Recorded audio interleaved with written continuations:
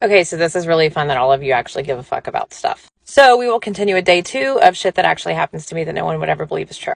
I have so many stories I literally can't decide where to go. So I guess I'll give you another big one. In 2005, yeah, 2005, my middle son, Chance, was 9 months old and he went to a daycare at Southside Baptist Church here in Covington, Kentucky.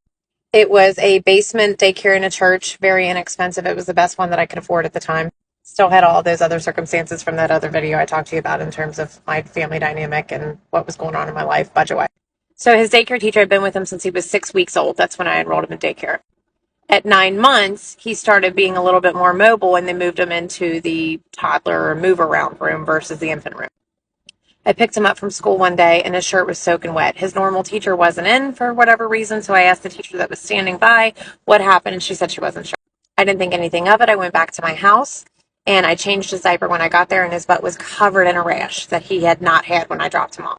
I immediately called the doctor to make an appointment because it was the craziest looking rash I'd ever seen. Took him to the doctor, got him checked out. They gave him some specific cream, sent me home. The next day, I dropped my son back off, and everybody was looking at me like I had 25 heads. It was the weirdest sensation. I knew something was terribly fucking wrong. Like, I would walk down the hallways, and literally everyone that worked there was looking at me crazy. So I dropped him off with a weird feeling, and I went to work, and it just kept eating at me. And so I decided that I was going to leave work early that day and go get him. Which, by the way, I never ever did because I never had the opportunity to have a free moment to myself. And I would always take full advantage of a daycare and not pick him up till like 4 or 5 o'clock. But I ended up getting him at like 11 a.m. and I just took him home. It was just a weird thing. I don't know why I did it like I did. I just did. Call it intuition. When I got home, I had messages all over my answering machine. The first one was from a CPS person.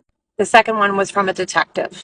And the third one was from my pediatrician telling me that I needed to get to the hospital right away. I was instructed by all three of them to meet them over at Children's Hospital waiting room and that my son had been involved in a child abuse case at the daycare. Obviously, I was fucking losing my mind because I had my son in my arms at the time. I couldn't understand what the fuck they meant. He was a, how would that be? No one told me anything about it. Why? What? So I rushed him over to Children's Hospital in Cincinnati where the CPS person, the detective, all met me there. He was rushed off and had all these tests ran, and they said that his daycare teacher attempted to murder him. Yes, you heard me right. This is going to have to take a part 2 because it takes a little bit longer than 3 minutes. But the woman that had been his daycare teacher since he was 6 weeks old moved into the move around room with him and attempted to drown him. Gotta go look at part 2 or whatever they say.